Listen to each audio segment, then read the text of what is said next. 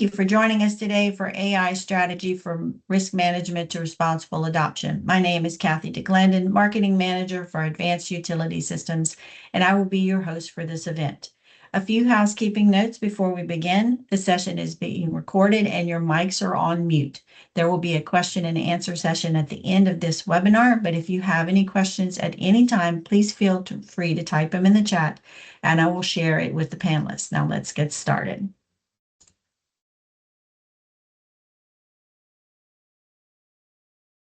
Our panelists today are Jeff Grape, Vice President of IT for Kissimmee Utility Authority in Florida, Deanne Kublik, Senior Systems Integrator for City of Boulder, and Mark Wilkinson, Executive Vice President of Advanced Utility Systems. They will be discussing today how they are using AI and how they are managing risk for successful adoption of this tool and where they see AI going in the future. But before we hear from our panelists, we'd like to hear from you. So in one word, what does AI mean to your role? So it could be, it doesn't have to mean if it plays a part in a daily role or it doesn't, or daily operations. Are you scared of it? Are you comfortable with it? Basically, what does it mean to you when you talk about it, AI and work? So efficiency, lots of efficiency. Productivity, simplified. Automation, coworker and time saver, very cool. Lots of efficiency, automation, and productivity. Oh, I see someone say downsizing.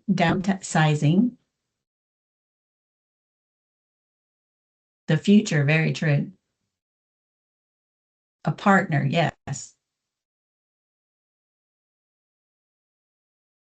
Uncertainty. That's a lot of people are uncertain about it right now. Learning tool, that's true.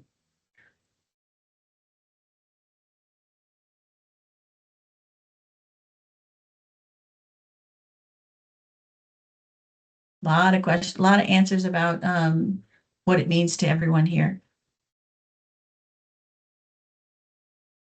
We have one person finishing up their typing. Okay, so the next question is for our panelists. When you hear the term artificial intelligence, what does that phrase mean to you in the context of your day-to-day role in the utility? And do you think we have a gap in how AI is portrayed in the public sphere and how it can realistically perform in an organization like yours? And we'll start with Deanne first. Well, with AI, we have a lot of opportunity, and we're looking at things like predictive analytics, faster outage response, climate modeling, distributed energy management. But we are also engaged very heavily with the community because we have a lot of folks that are worried about job displacement, over automation and less or loss of human oversight. So a lot of what we're doing in our AI governance is addressing those things that are kind of that AI anxiety that we are finding. Some of the other things that we are looking at is how do we build trust and reliability so AI won't cause these outages or be of a safety concern. We have concerns over, is our rate going to be increased because of AI increased costs? We also are looking at resilience and safety. And then, of course, again, that workforce impact, making sure that AI automation doesn't replace skilled labor in operation and control rooms. It's what people have identified as a helper, a worker, doing the analytics. So those are some of the things that we are looking at. As it relates to the public sphere, pretty general positive themes. We have potentials for water quality protection, leak detection, and non-revenue water reduction. flood and storm prediction. So a lot of the tools that we're looking at can help with these types of things, in addition to climate resilience. So a lot of things around safety, health, environmental protection, and climate resilience. And Jeff, how are you guys handling AI right now? We're all on board.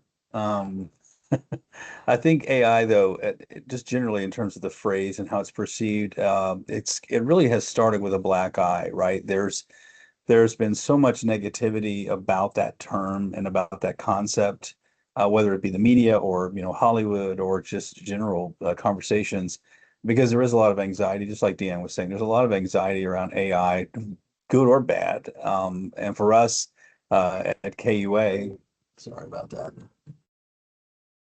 That part on my phone that says in a meeting means nothing. But anyway, hey AI, here's an idea. So the idea would be you've got this concept or something that you want to do with AI, and what is a good fit? And that's where we are right now. What are the best fits for AI? Yeah, there's some of what everybody talked about in those Slidos. Sure, we're looking at all of those.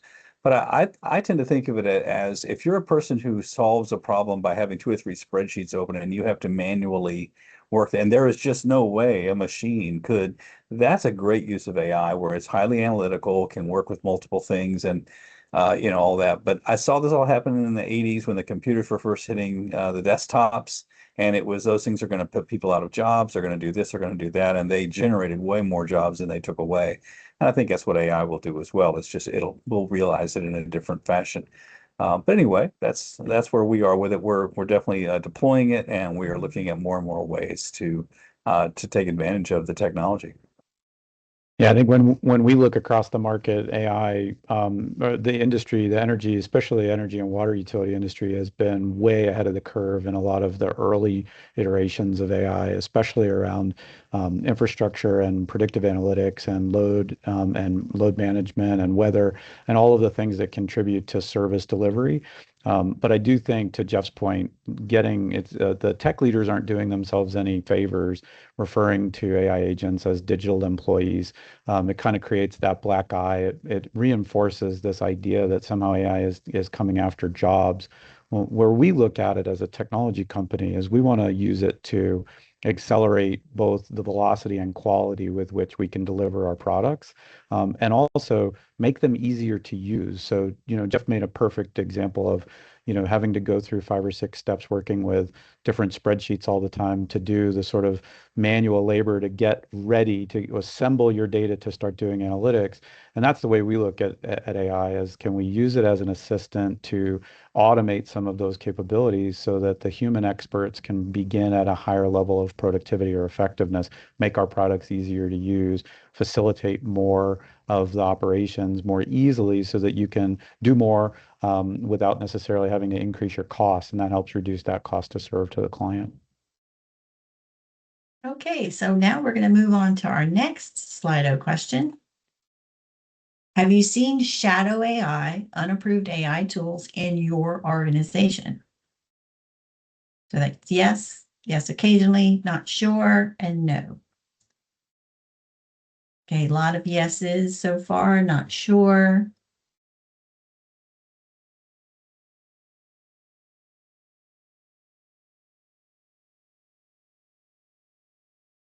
Okay, so a lot of people aren't sure about shadow AI. So our next slide is going to be very important for them.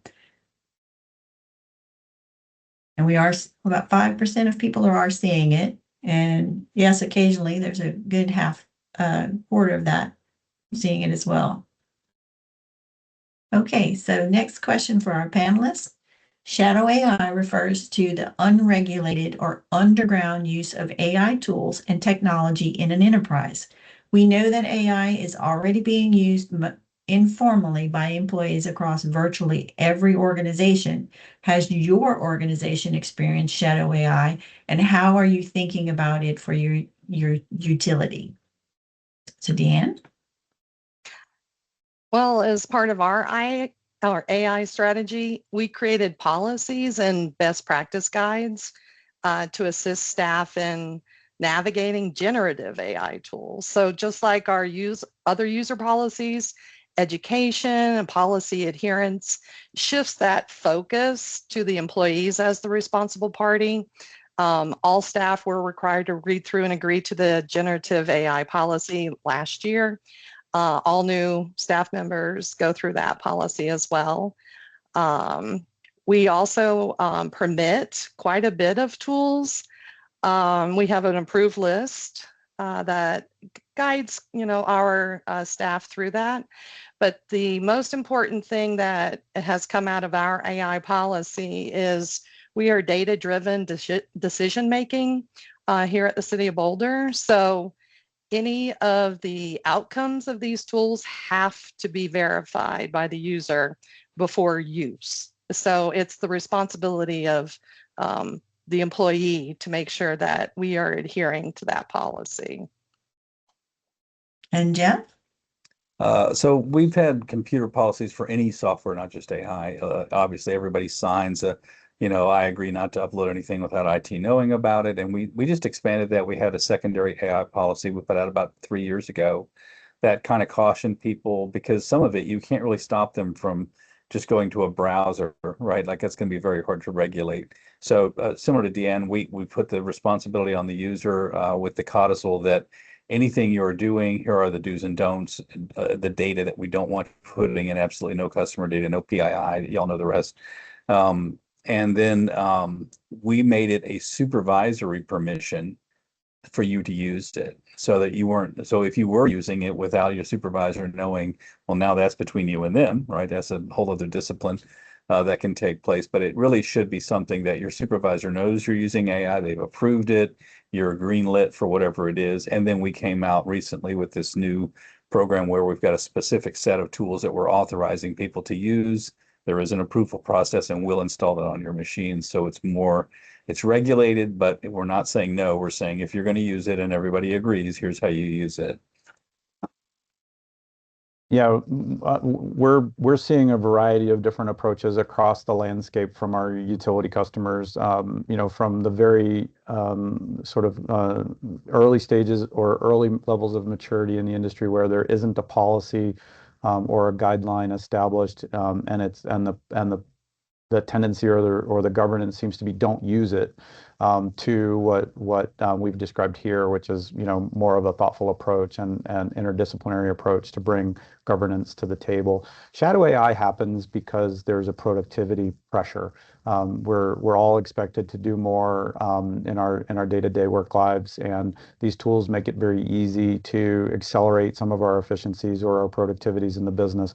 And so whether we know they're being used or not, they're being used because we've still got pressure on each individual contributor to finish their job either by doing more or by doing it faster, and that just creates an environment where people are going to use the tools that help them facilitate their outcomes.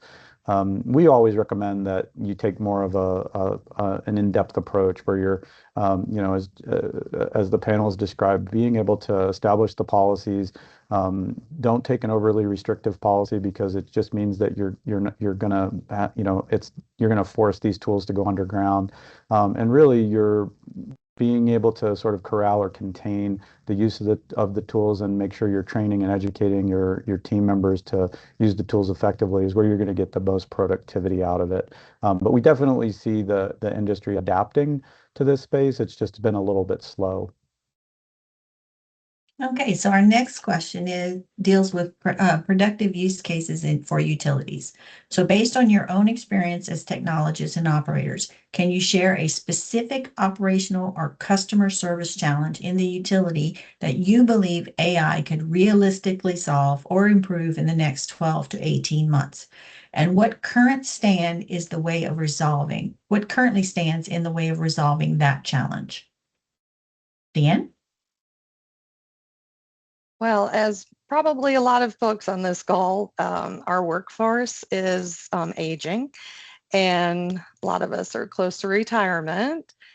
So we have a substantial risk of continuity of operations when it comes to that institutional knowledge of individuals who have been in their roles for such a long time.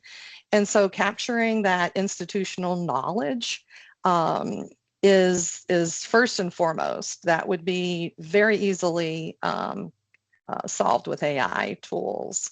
In addition to that, automation, which was talked about earlier. And some of the things that stand in our way, unfortunately, is legislation in the state of Colorado. It's the Colorado Artificial Intelligence Act. And as that act is going through litigation, challenges to the act, adoption of different tools can be somewhat of a challenge because we're not quite sure if that tool can be used or we can use it in the method that we want. So as that act is changing, they just went through another iteration last month. As it's changing, our tools could be changing. So it's definitely something we have to be aware of and be adjustable to what that act is. There's also executive orders out there from the federal level that compete with our Colorado Artificial Intelligence Act. So that makes our adoption a little bit more of a tricky one.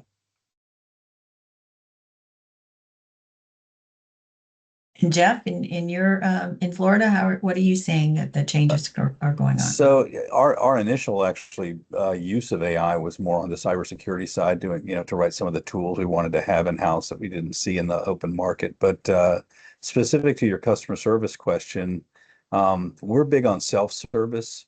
We have this whole concept of 2 a.m. in your pajamas. You want to do your business, you can do it, on our website or on our portal. And that's the new expectation, is that, you don't have to come in during business hours or call us during business hours because you're probably at work just like the rest of us. So we wanted to have something that was really kind of dedicated towards that. So it'll be like a virtual rep of some kind. It might be a quasi chatbot. It might be something a little more robust, like an actual voice.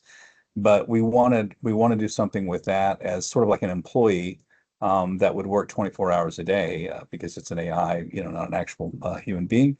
And then use that to serve those needs of those who are calling in after hours, because it can talk to 2 or 3 or 4 people at a time, and it's fine for that for the AI. So that's our focus right now, is to look into what does that look like? What does it feel like? Is it too soon? That kind of thing. And if it's great, then we'll run with it, and if it's not, we'll wait for the technology to mature. Yeah, I love the customer service applications. We've seen a few different applications that are intriguing us at Advanced, especially around tools for the managers in customer service. So, even in a good contact center or customer service center, you're only really able to QA, between 3 and 5% of your calls. But if you have a human quality assurance analyst who's a specialist in the type of call that you're trying to manage, or the level of performance that you expect from your customer service center, you can incorporate that into an agent. And the agent can essentially be listening to every call and actively scoring every call without regard for a lot of human error.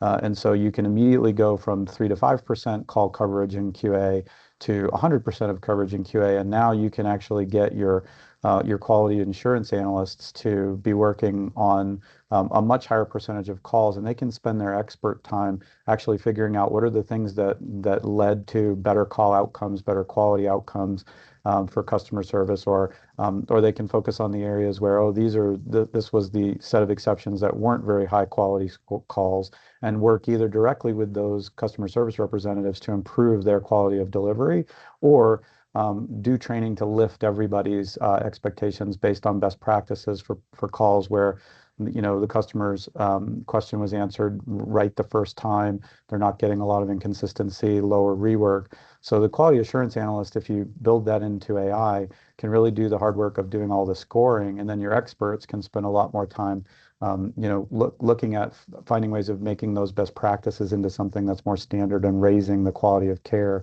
without any real increase in cost. So we think that's a good one. Typically, the obstacle to getting those kinds of things implemented is a lack of skill set, where our clients may not understand how to program those kinds of things, or how to develop those prompts or agents internally, and they may not be getting the advice from their phone system. But all of those obstacles can be overcome pretty easily. Okay, so now we're going to ask you the same question. What is the number one barrier slowing AI adoption for you? Is it data quality, security and privacy risks, compliance, regulatory uncertainty, skills, staffing, change management, or budget? Okay, we've got 2 people who've answered. If you haven't already signed up, go ahead and scan that QR code so that you can take part in the poll as well. So skills and staffing and change management seem to be the biggest factor right now.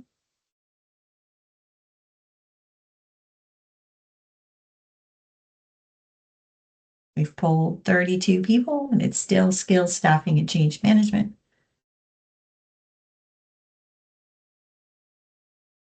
I see some data quality and access coming into play.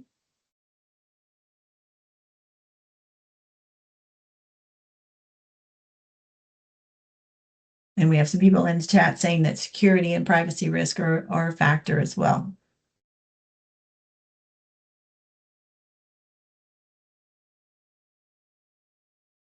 Budget is a little bit of budget, data quality. So overall, skill, staffing, and change management is the biggest factor for the number one barrier right now. Okay, so now the next question for our panelist is, given the risks, benefits, and obstacles related to AI in the utility industry, what does responsible governance realistically look like in 2026? And where do you see it in 2030? So if you have that crystal ball, get it out and let us know what you think, Deanne, is going to be what's going on right now as for governance and what will be going on in the future. Well, the City of Boulder took the approach of AI governance realistically across cross-departmental.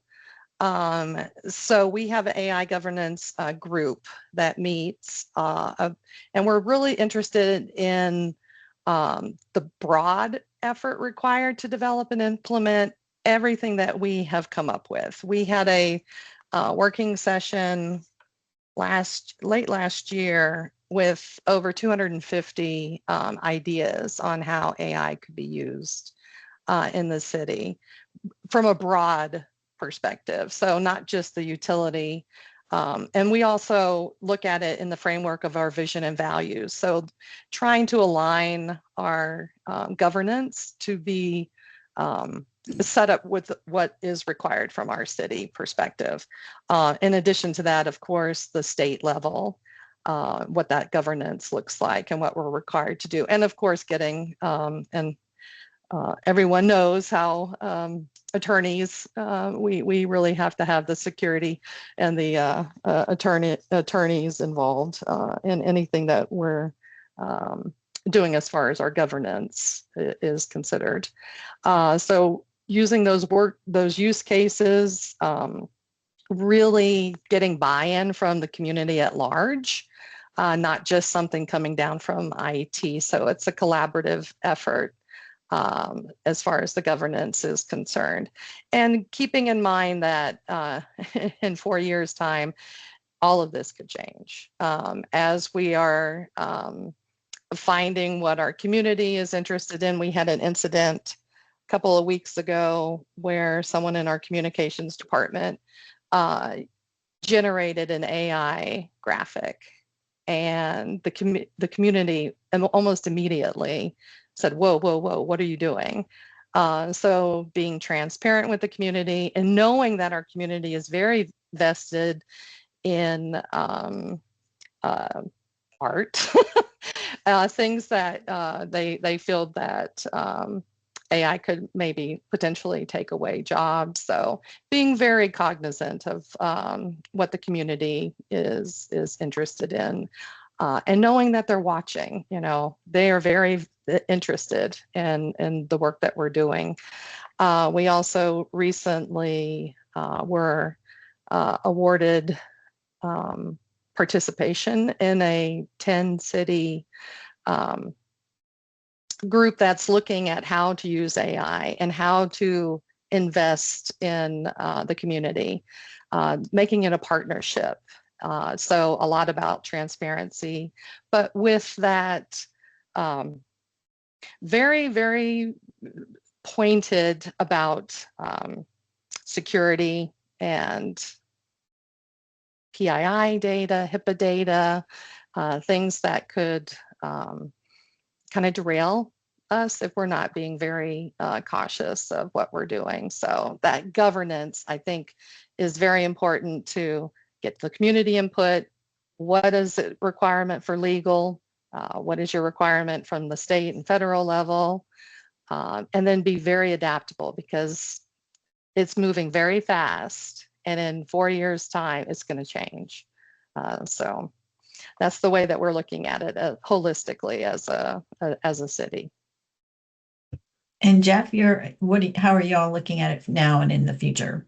So we've taken the approach that AI, it means something different to everyone because we don't all do the exact same job. There's an AI, there's an app for that kind of thing. There's an AI for that.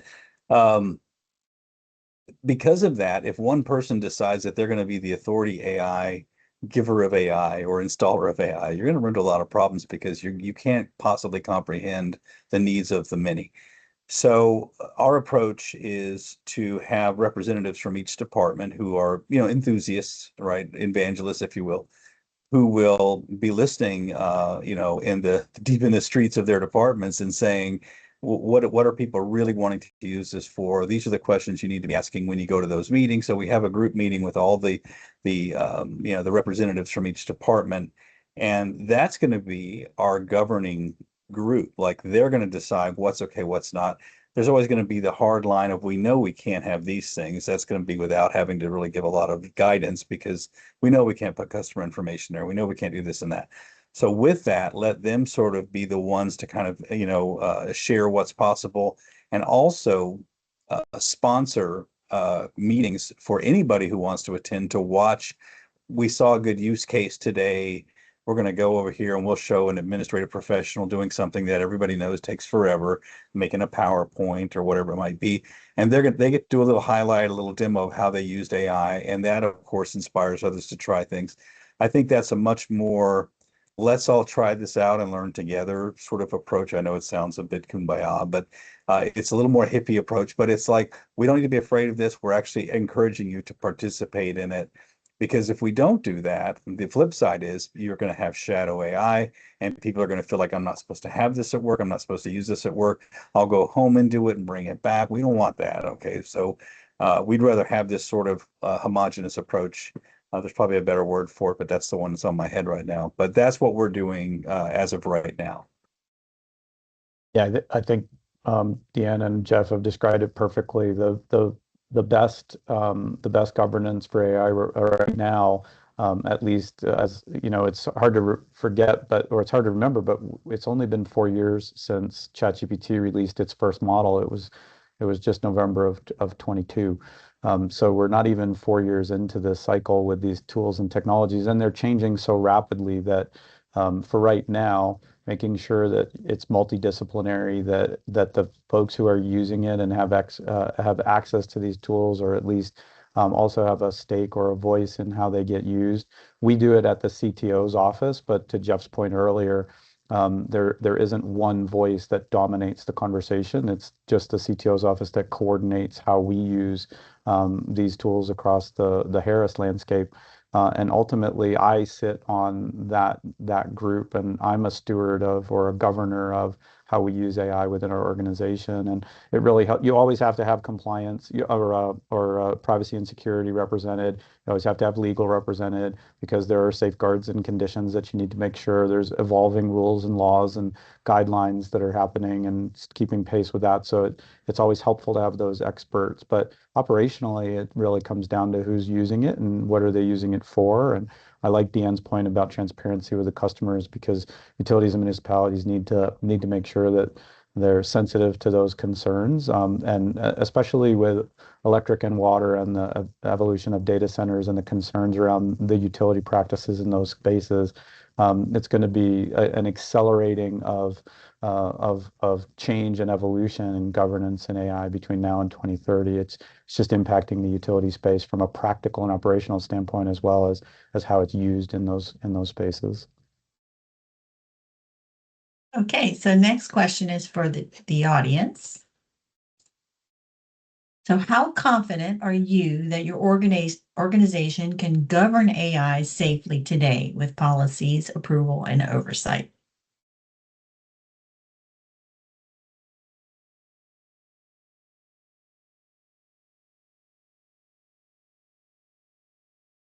So a mixture of confident, moderately confident, moderately. So a lot of people are on the fence right now, still not sure about policies, approvals, and oversight.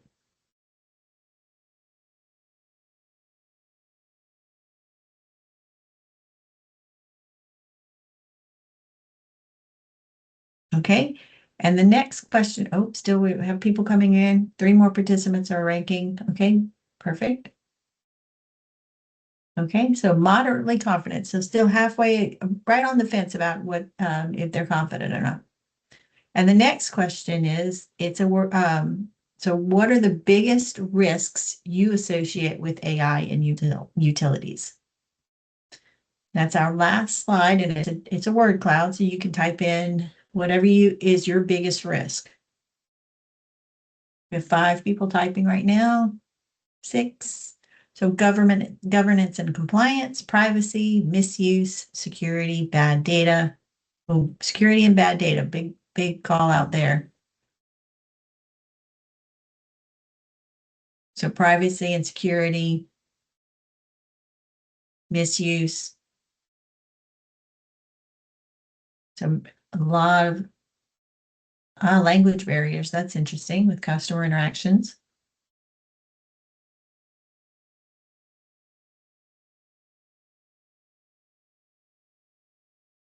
And that's something we haven't talked about, is the elderly, how they're going to handle using AI. 3 people still typing in. Hallucinations. We haven't talked about that yet either.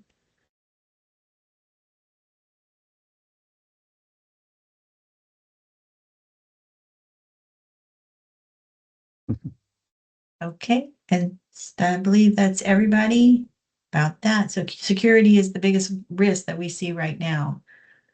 And our last question for the panelists is, if you could give one piece of advice to a utility operator or IT leader in the audience who is curious about AI but not sure where to start, what is the single most important first step they should take?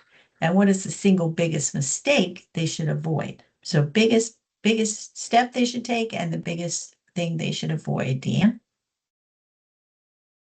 I think with the AI governance, starting with a framework like the NIST AI risk management framework is an industry best standard practice.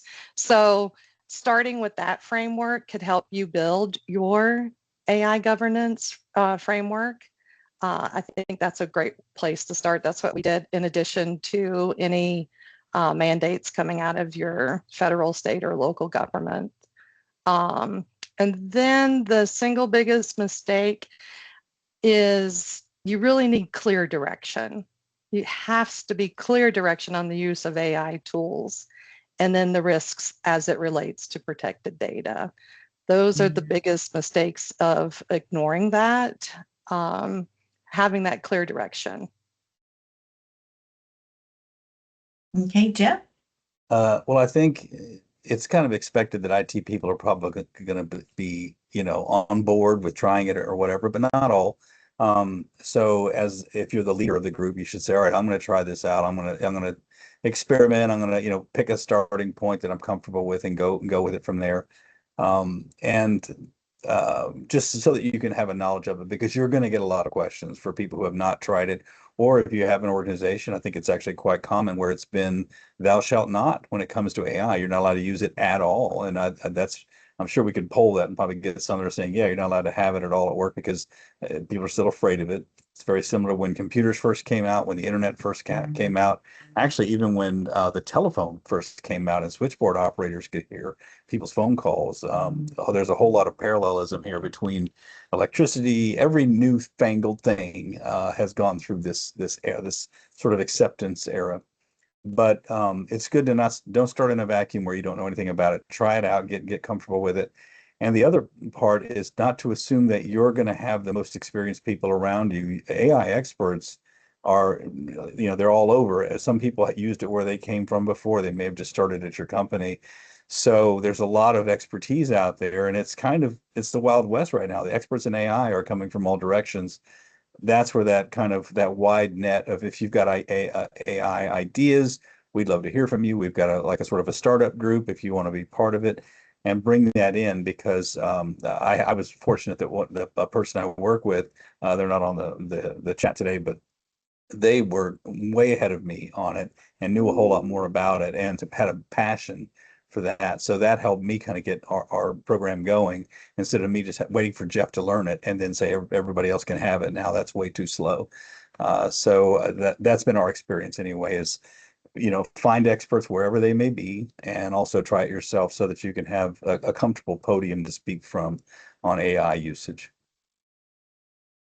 Yeah, I'd echo what Deanne and Jeff have said. Just, wherever you need to be, start, because the tools and the technologies are evolving very quickly. So even if you're not that, if you're curious but you're not as experienced, just start using the tools even in your personal life or personal productivity, and you'll immediately start to see where these tools and agents can start to have an impact in your business. I absolutely recognize the concern around putting a chatbot in front of your customer. Just a couple of years ago at eSource, I heard Salt River Project talk about they were never going to do that. I'm completely sympathetic to it. I know hallucinations was one of the risks that we identified on the last word cloud. But we just need to remember that these are tools that, if we are not taking seriously, they will be used in ways that we can't predict and we can't control. And so the biggest mistake I would suggest that everybody avoid is just not taking it seriously, because I think the technology is here to stay. It's evolving much more quickly than even we are aware of, and we're all seeing the public models, but the companies that are producing them are already working on next gen models. And the difference between last generation to now is severe. And so the expectation is that curve is going to continue to accelerate. So the technology is only getting more compelling, and not taking it seriously is going to be a real challenge soon. But I think the panel has done a terrific job of being able to enumerate where utilities can really start wrapping their arms around it. Okay, so now we're going to open it up to everyone else for your questions for the panelists. So you can go ahead and type those in to the chat, and we'll get those answered for you. So put your thinking caps on, think about the questions you want to ask. You've got time to ask them, and our panelist is here to help you. And I do have one question for you that came up. So what are the ethical concerns about AI bias? Because we talk about that sometimes, that AI is biased based on the information that has already been fed. So how do you combat that, and what are what are possible ways to fix it in the future?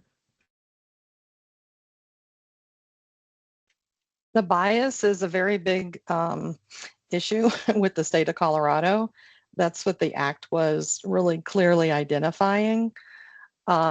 So using the AI tool, the responsibility, as I had stated earlier, is on the user to make sure that those biases are removed from any kind of decision making, and being very, very deliberate in reviewing the outcomes based on that data, making sure that bias isn't there. And also how to use the AI tool itself can remove a lot of bias if you frame your prompting in a way that tries to remove that type of a bias. So that's what we've been identifying as a very first and foremost in the city because of our inclusiveness that we strive to do. Yeah, and for us, we haven't run into a lot of it. We're just not at that stage where we're relying on AI. Most of there's not a lot of bias with numbers, so it's mostly been programmatic type things. So that's the good part. And Tawny Ruiz, I see your question there. We are using Claude as our sort of de facto standard, mainly because it has we can get a group account where we can manage the users and have some guardrails there on who has access, who doesn't, who we've installed it on. We can keep track of that. And if they were to leave the company, we would have access to the account. Should they have some magical formula they came up with that we need, we would own that, and we would be able to keep all that in sort of a container of that employee, even if they're no longer with the company. So we chose Claude Desktop as our first step out. That's one of the areas that we've used at Advanced as well as we use all the models. So OpenAI's model, ChatGPT models, Gemini from Google, and Claude from Anthropic. So we use all of those models, and they're as well as Copilot, which is a version of ChatGPT under the covers for Microsoft. We use that software to support essentially workflow automation and improvement. I think it's interesting to go back to the question about bias. There's even bias in non-ethical considerations with regard to these tools, and I'll give you some numbers. There's a report floating around right now that the way these models have been trained. So thinking about Claude and Claude Code, which is a coding application that writes code for you. Because these models have been trained on essentially the entire public internet, they've been trained on a lot of code that has a lot of errors in it. And so when you use these tools to write code, the code actually has errors in it because it's just reproducing patterns of other code that is popular or used frequently, but still has errors in it. And that's one of the reasons why the human in the loop, the subject matter expert, the person, is so essential to the output. So it's at every stage, at every level of using AI in the business, we have to be concerned not only about things like hallucinations and bias, but also just the error rate because of the way these models have been trained. So it's not taking anything away from the human user. It's actually making their role even more important as sort of a safeguard against quality, a safeguard against the expected outcomes. And so it's really become something interesting. And the latest stats are anywhere from, depending on the tool set, anywhere from 17 to 40% of code can have vulnerabilities or errors in it. And that's why the next generation of tools is becoming so sophisticated, because it's seeking those errors out now and trying to solve for it. But that makes it that much more powerful as for cybersecurity risk. So lots of ethical concerns that need the human decision making, both in the evaluation of the output and then decisions about whether to move on it, are really critical for the industry. Great questions. And how do you measure success with AI? How do you know what number it's giving, what productivity it's improving, or how do you measure it based on its use and what time it's saving in you, those kinds of things? It's the hardest question in technology right now. I was gonna say, I don't know if I want to answer that one. Well, while you're thinking about that, we do have one other question. It says, what do you mean by hallucinations? I haven't heard this before. This is Stacy asking that question. So what is an AI hallucination? I And have a you might funny want to answer share to one that. that you've had before, if possible. I have a funny answer to that one that came from the utility industry. So I was talking with an executive a while back about why they didn't like using chatbots. And I was expecting to hear a really knee-jerk response, and it was actually very well considered, and it was very thoughtful. It was, they hallucinate, they can't survive an audit, they make governance really difficult, and they can be hacked. And the hallucination is the issue of an AI presenting a fact as if it's got real credibility and authority, but being wrong. The AI will speak something as if it's true without any regard for the ultimate truth value, and the industry calls it a hallucination. But in a customer service context, I would just add that humans do that too. In fact, we train our customer service representatives to answer with confidence and authority, even if they don't necessarily know the answer perfectly, in order to portray confidence in the answer they're giving the customer. So it's not necessarily that AI is a different order of challenge, but it is a different vector. It's something very different. The good news is hallucinations are things that we have strategies for avoiding. So you can ask, if you're building an AI agent and you're asking it to provide a recommendation or a summary of something, you can put in the prompt, you can engage it to say, to inform the prompt that it has to provide a reference. It has to provide a citation for any recommendations it's making. And that helps reduce the level of situations where it could be making stuff up. The legal industry's had a lot of problems with this because briefs are being written by AI that are just inventing case law. So of course that's where they need some hallucination prevention in their prompting. John's got a really good question that he had in the QA earlier. I'd love to hear what the panel thinks about this one. Sure. It says, will we get to the point we require on demand the companies that are pushing out AI to follow compliance, governance, and guardrail rules to ensure safety and security in our environments? It seems we're just getting forced to work with it as if with no input or collaboration. That's an interesting one because that's where we're in litigation. Because the state of Colorado is trying to force AI companies into our act, and they're pushing. So we're trying to be more deliberate in the wording of that act, and it's following more of that NIST framework, whereas before some of the language was a little ambiguous. So it's a challenge because that governance piece of it, the acts that are out there are differing between state and federal. So it's a big issue. So I don't see that that's anytime soon. But as this really plays out, I think we'll have more of that compliance and governance and guardrails, but at this point, as we're in litigation, it's really difficult to enforce that compliance. The government just can't leave them alone. There's always going to be some regulation that's going to creep in. It's going to start, and the tricky thing is, laws.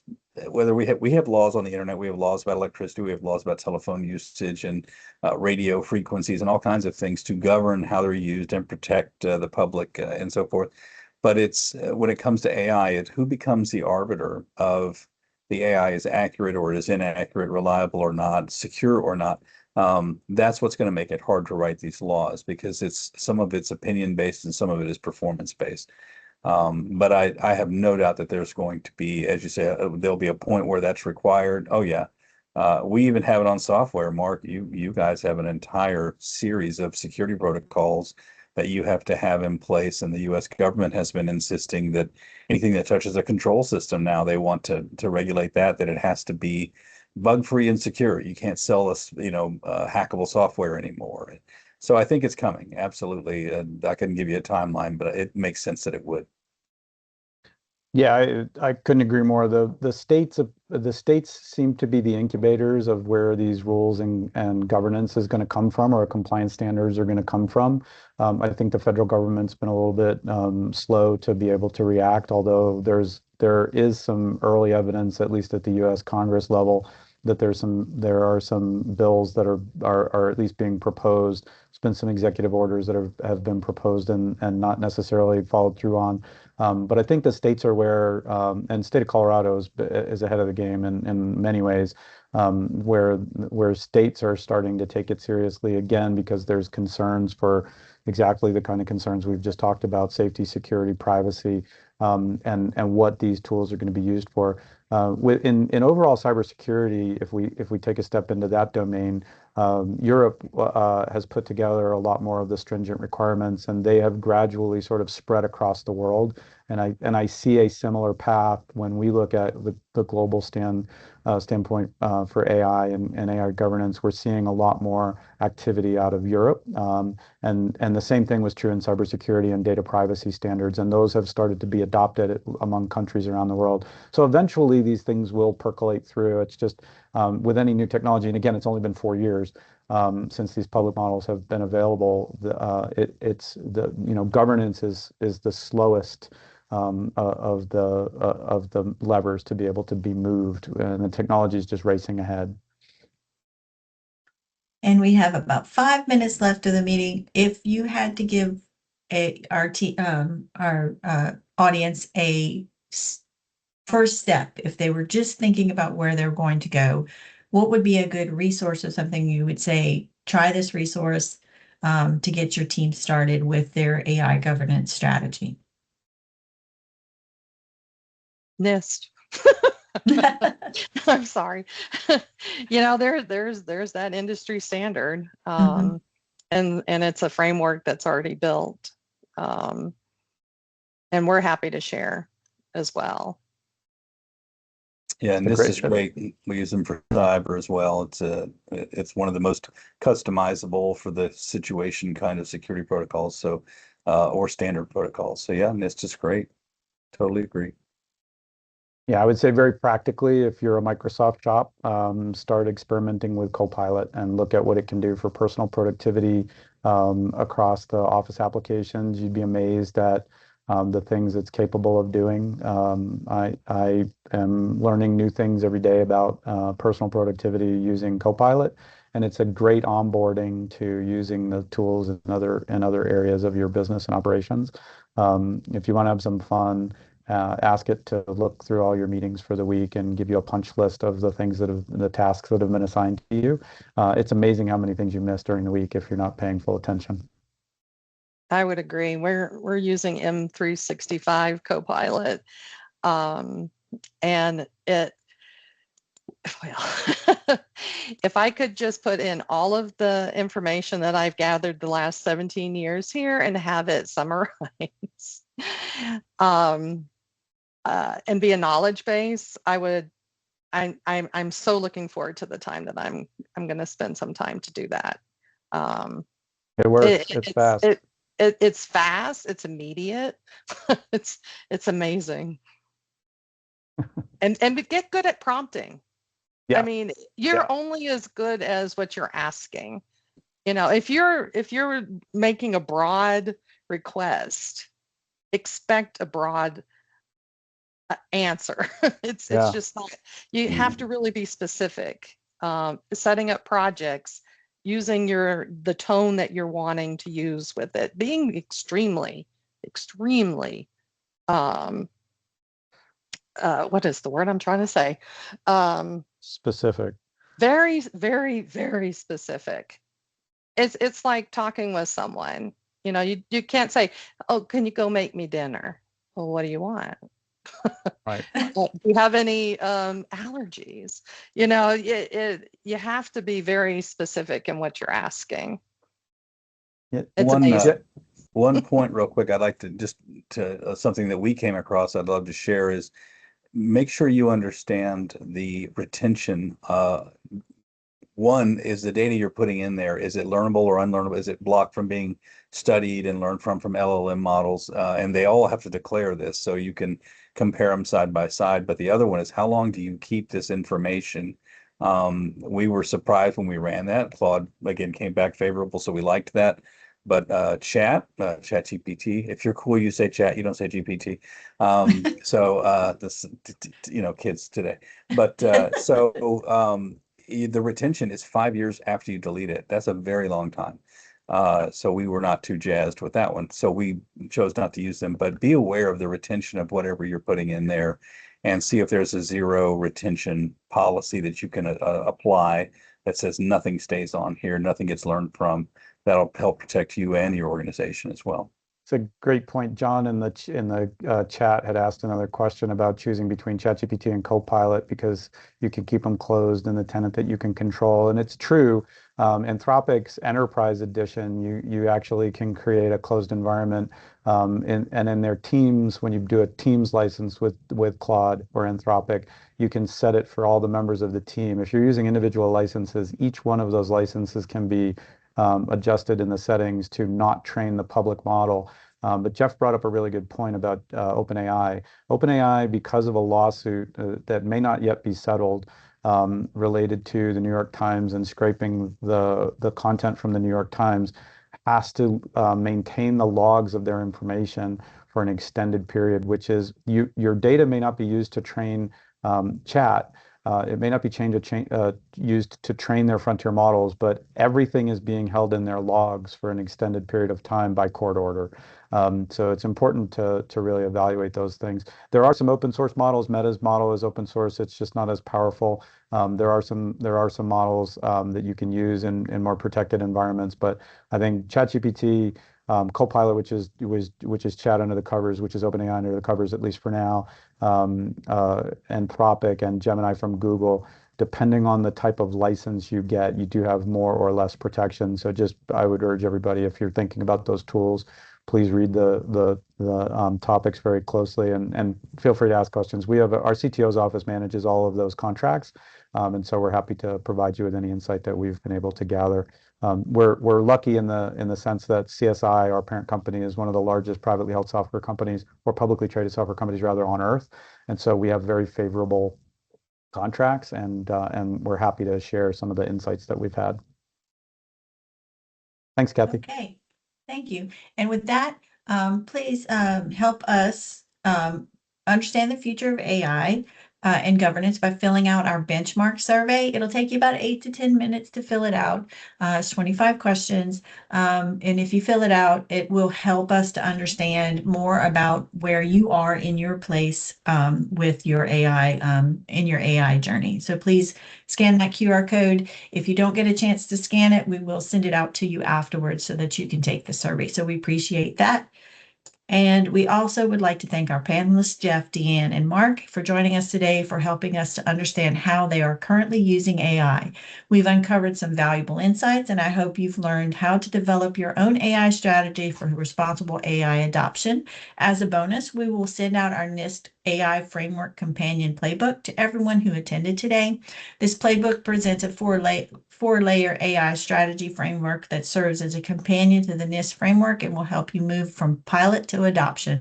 We appreciate your time and attention, and thank you for joining us today. Thank you, panelists, for your insights. And that's it for everybody. Have a good day. Bye. Take care, everyone. Bye.